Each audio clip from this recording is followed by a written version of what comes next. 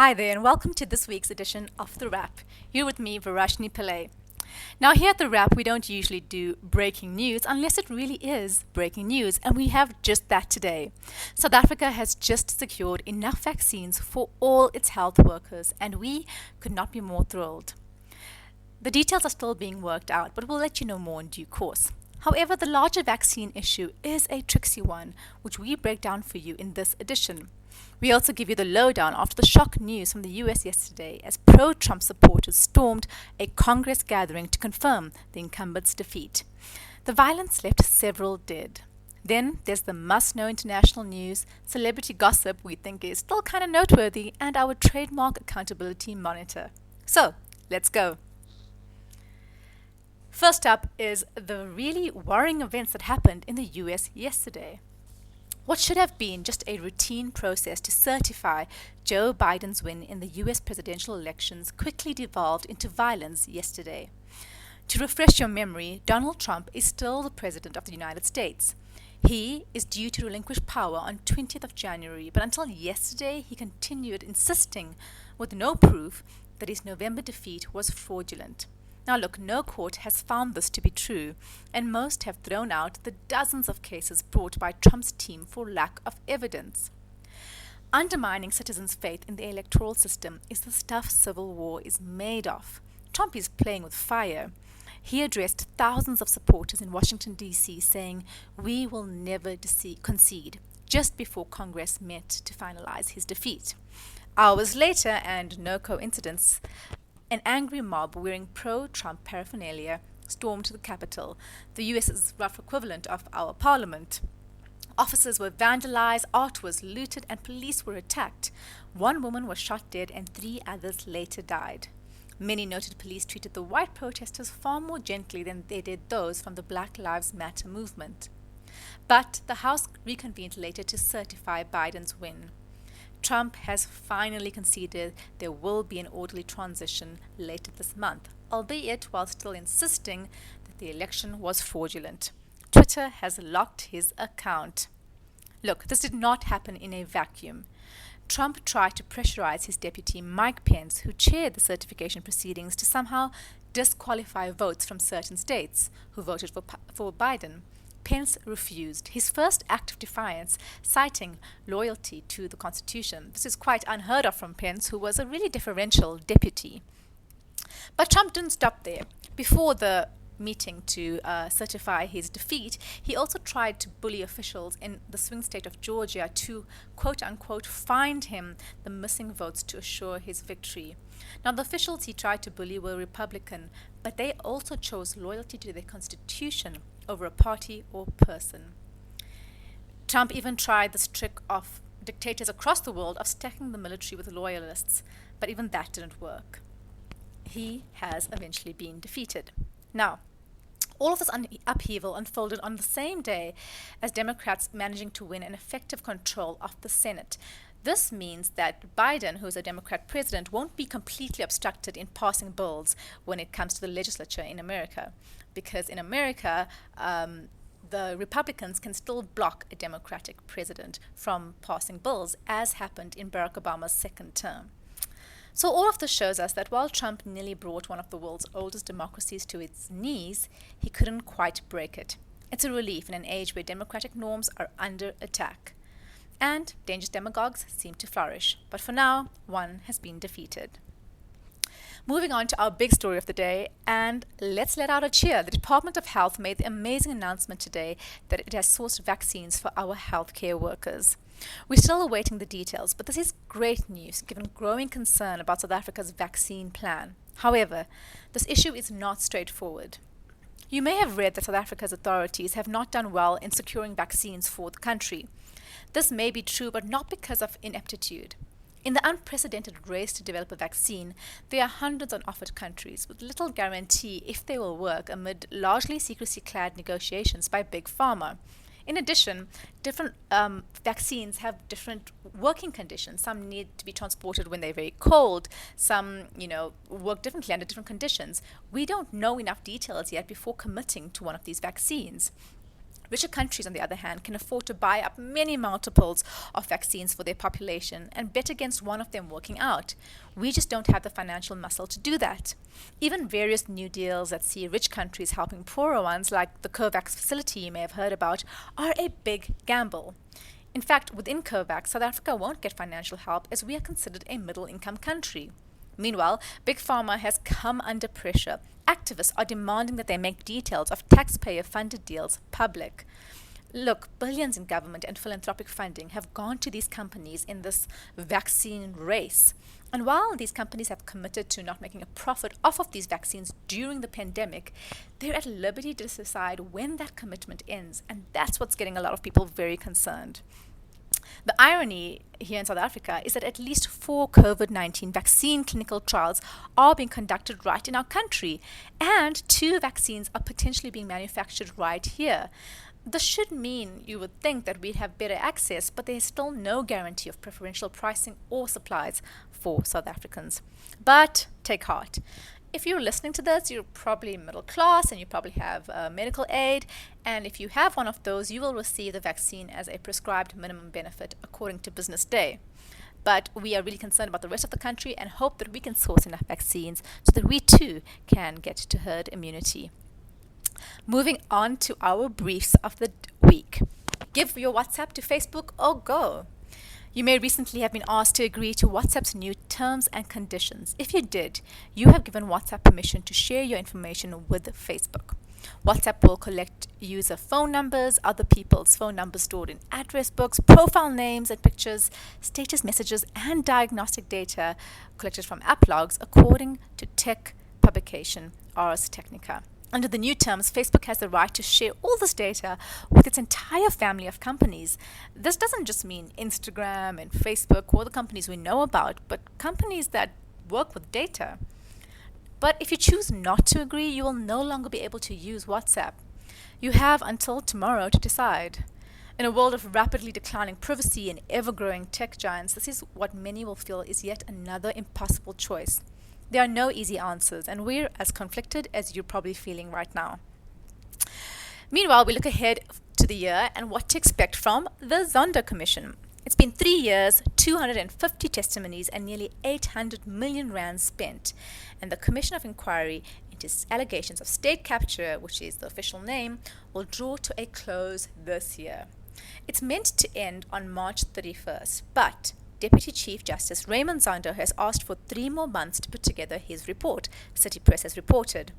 We're still unsure if it will be granted. The commission was a turning point for our country. Witnesses from Bosasa's former COO, Angelo Agrizzi, to former Deputy Finance Minister, Abisi Jonas, dropped several bombshells. There were several denialists and even someone walking out. We won't mention names. But before it all ends, some top folks are yet to appear.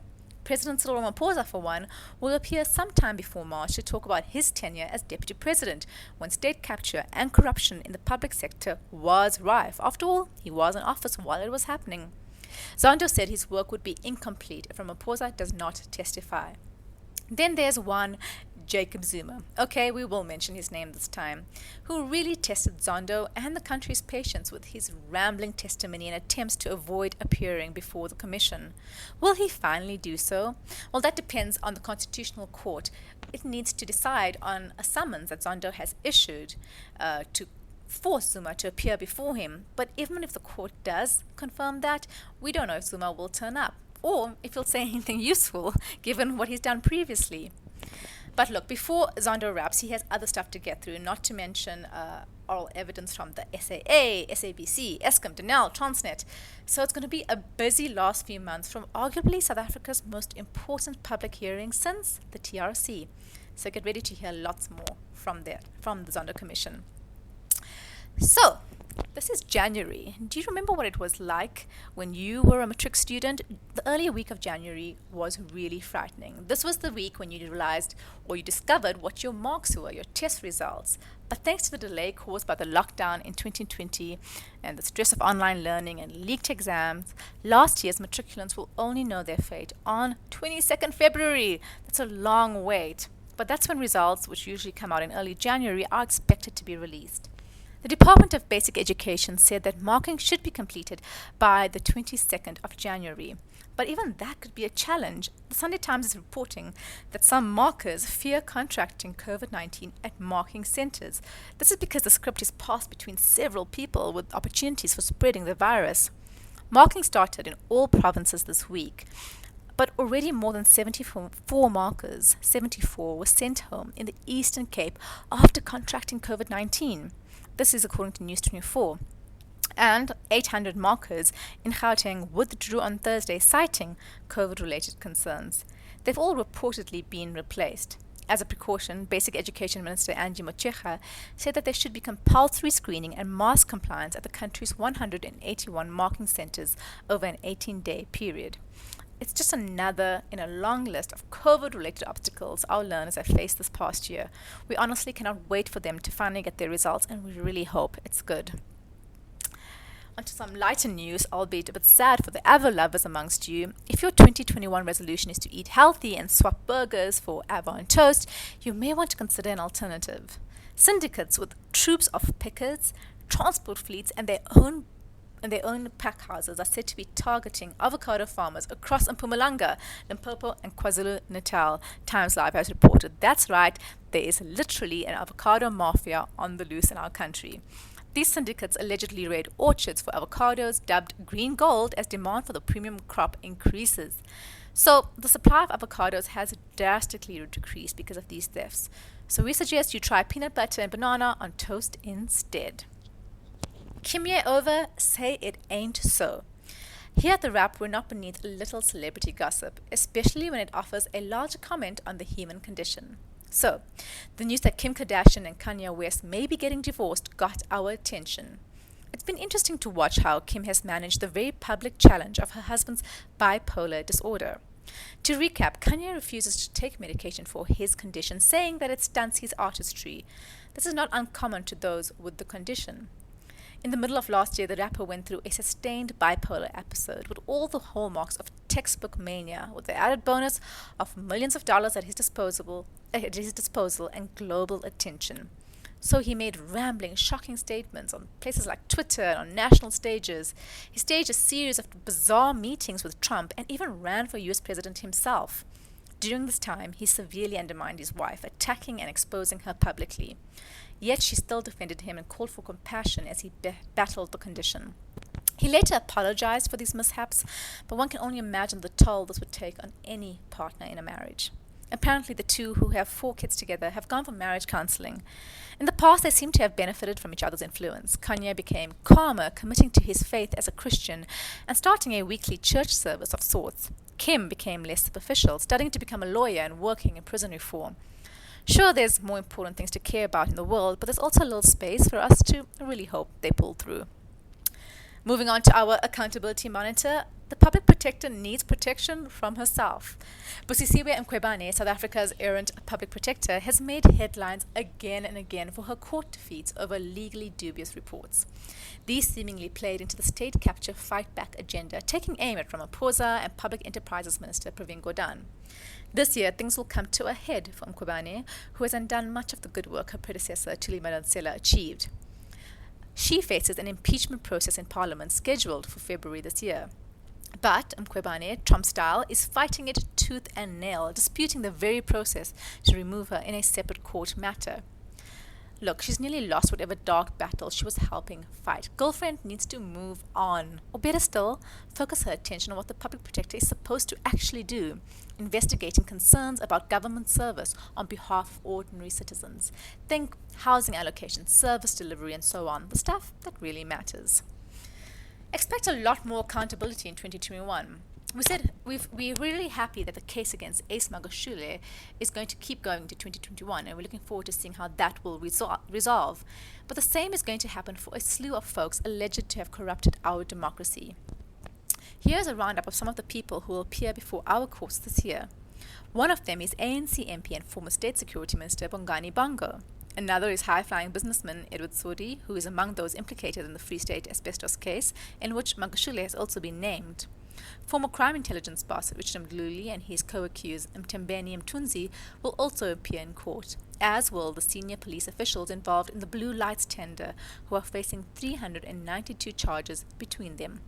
Then there's former Bosasa COO Angelo Agrizzi, who is set to appear alongside former ANC MP Vincent Smith sometime this year too. You get it, justice keeps trundling on. Moving on to some international news, the COVID mutation is on the prowl. First it was the UK and then South Africa. New coronavirus variants are springing up across the world. While those nations got all the heat for the new variants, the reality is that both just happen to have advanced genome sequencing processes to look for mutations, The Economist has reported. You can thank South Africa's world-class scientists for that one. But now around 30 countries have reported some sort of variant. Early evidence shows current vaccines will still combat these, but we're not 100% sure yet. Now look, most strains are different from each other. It's not deliberate. This happens with viruses. They change so that they can spread more and thrive. They're cheeky little buggers, we know. As The Economist has pointed out, evolutionary biologists have shrugged at the appearance of the mutations. This is how viruses behave, for natural selection favors variants that are more transmissible and less deadly. Some viruses that cause common colds may have started out as vicious as SARS-CoV-2 and moderated in their old age. But again, nothing is certain and a lot is still being studied. Again, just wear your mask. And with that, that's it from us at The Wrap, a product of Explain.coza, simple news summaries for busy people. Remember to share the love, tell your friends to go sign up for the updates at explain.coza/subscribe. Until next time, goodbye from the team.